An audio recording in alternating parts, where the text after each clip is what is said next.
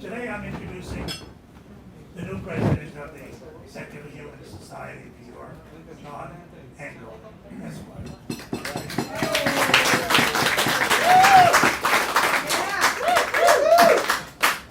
as a matter of fact, John is an attorney, an accomplished attorney, one who has, I've read his CV, he worked for different law firms, and then, obvious from his CD, his career took a sharp turn when he became involved in human rights and civil rights.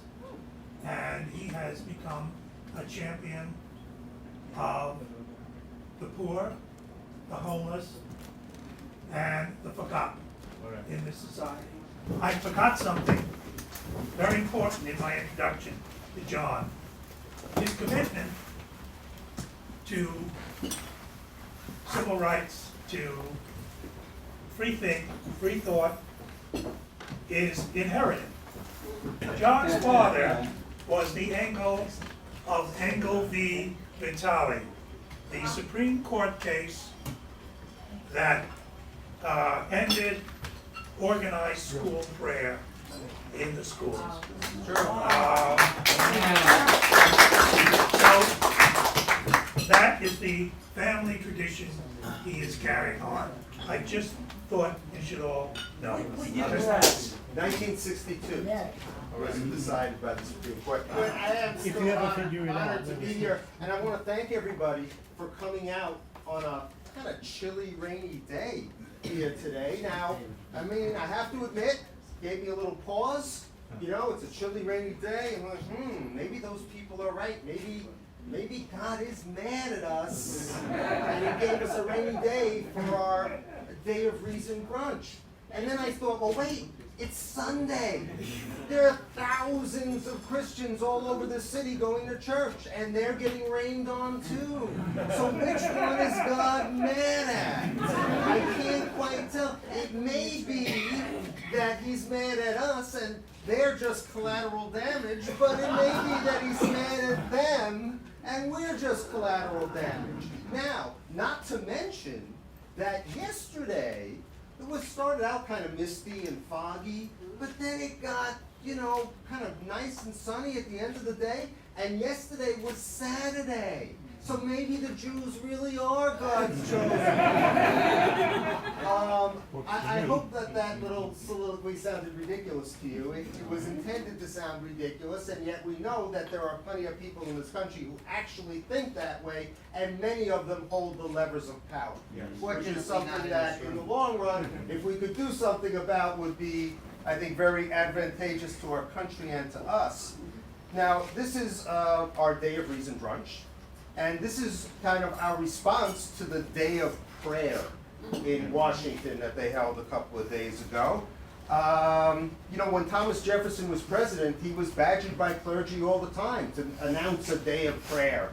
But he always refused because he knew that the importance of separation of church and state.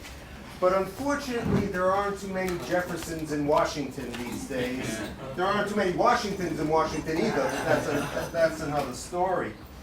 So basically, the Day of Prayer is a gathering in which a bunch of people with no morals, no ethics, and no values get together to ask an entity that doesn't exist to bestow on them more money than they could possibly know what to do with, while denying the essentials of life to their inferiors, and then congratulate themselves for being morally superior to us. Tell us what you really think. Yeah, okay.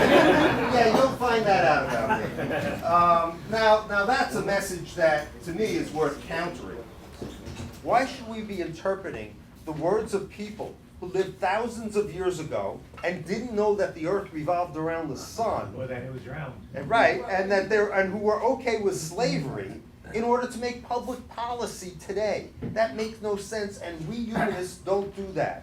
We don't need to believe in or interpret the supernatural by reading some holy book or tea leaves or the entrails of certain animals to know that gay people deserve equal rights, it's wrong to rip little children out of their loving parents' arms, and that everyone in our country should have a roof over their heads, enough food to eat, and access to health care.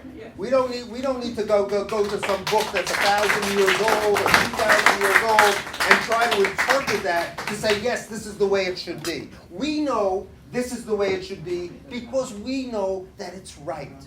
And knowing what's right from wrong is not a religious concept.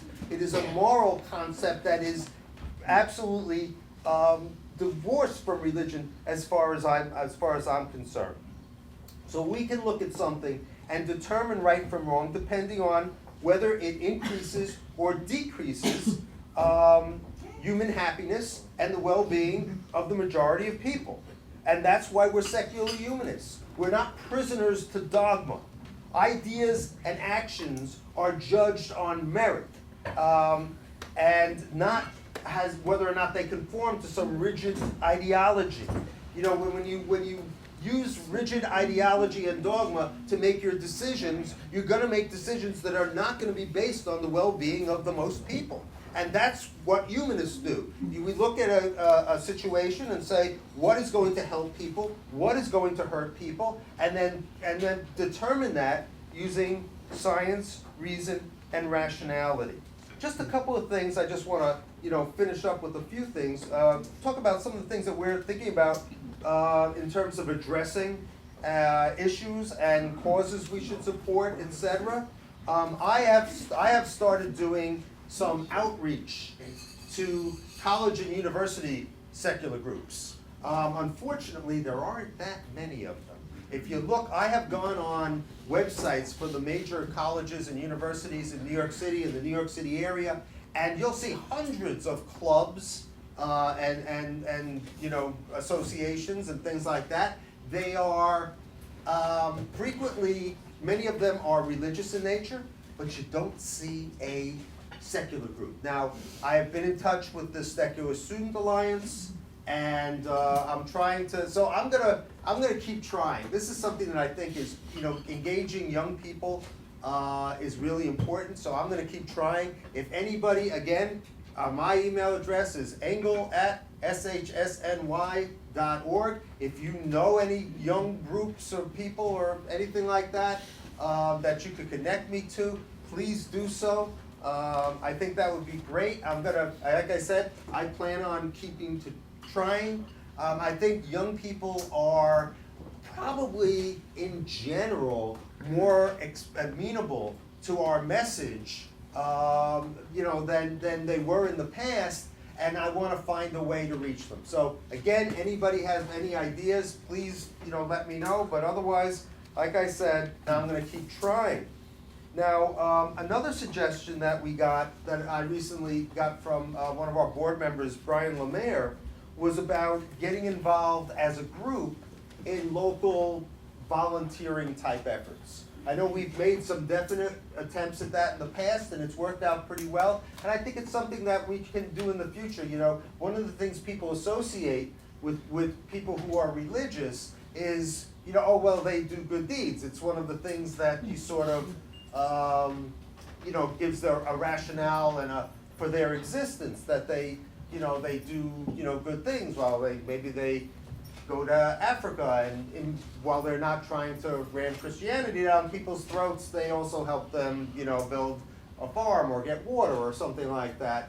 And I think in our local communities, it's something that we may want to think of. If you know of any volunteering type project or something like that for a day, again, let me know, let us know. And I think if we show up and say, hey, we're from the Secular Humanist Society of New York and we're here to help, etc., I think that'll help, again, break down the stigma and the barriers that we do indeed face.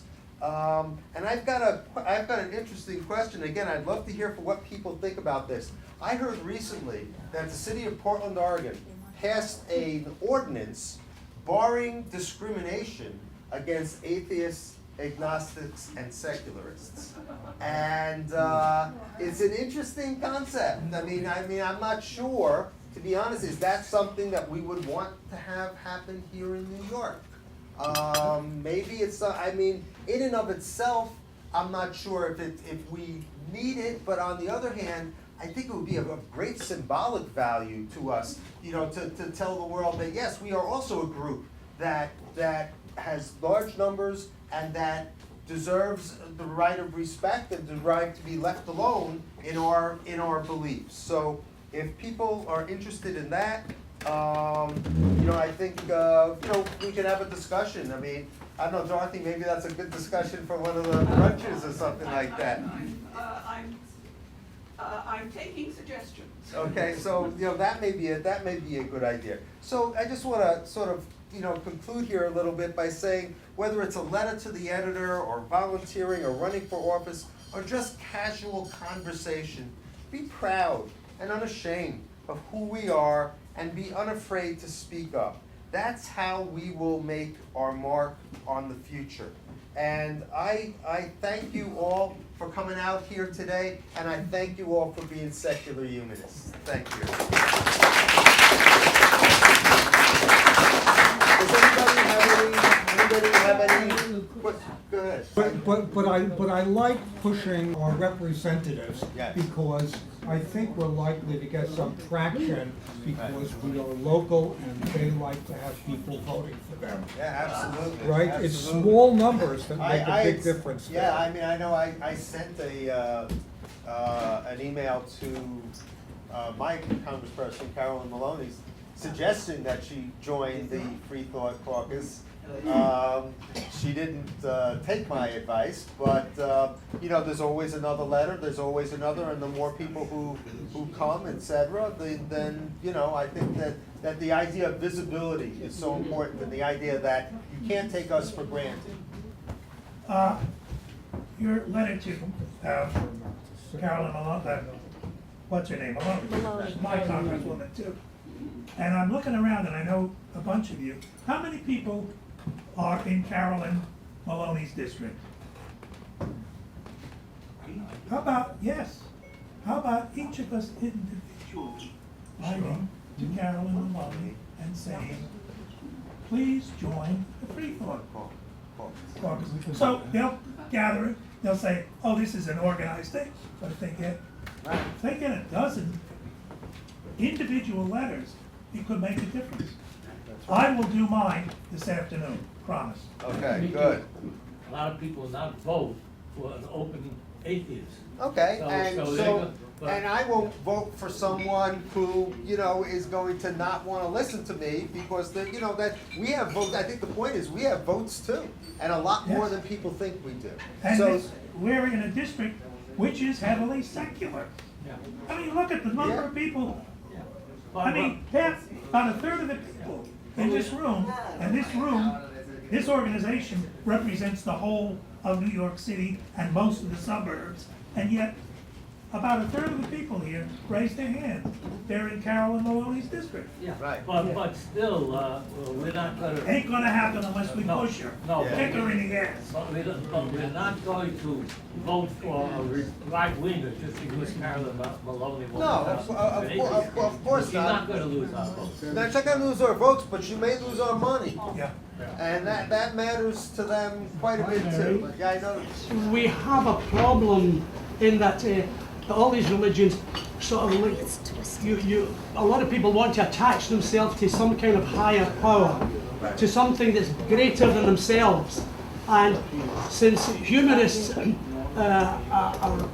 we're looking at man as a man and woman, you know, human beings, it's hard to make something larger than ourselves that's human, you know. I think you're right. It does require some thought, but just off the top of my head as you were speaking, one of the things that came to my mind is what's a greater than me as an individual? And the answer that I immediately thought of is us as a community. You know, I mean, that's bigger than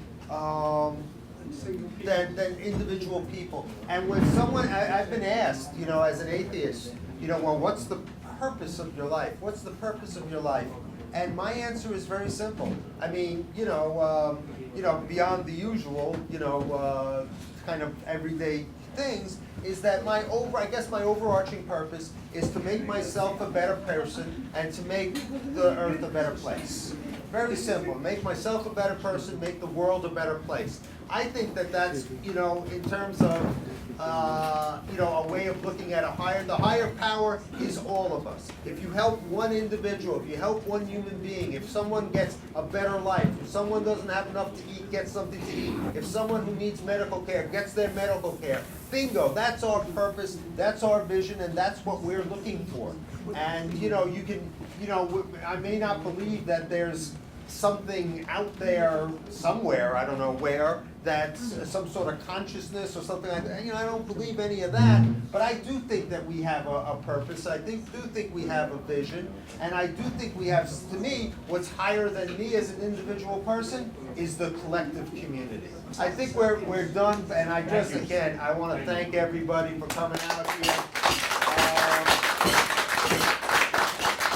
I know that I could never fill John's shoes, but I'm gonna do the best that I can to be the best president that you can have. And I will say this, that I promise not to refer to myself as your favorite president. Thank When you you very got a good You start. make that decision on your own. Thank you very much. Thank you.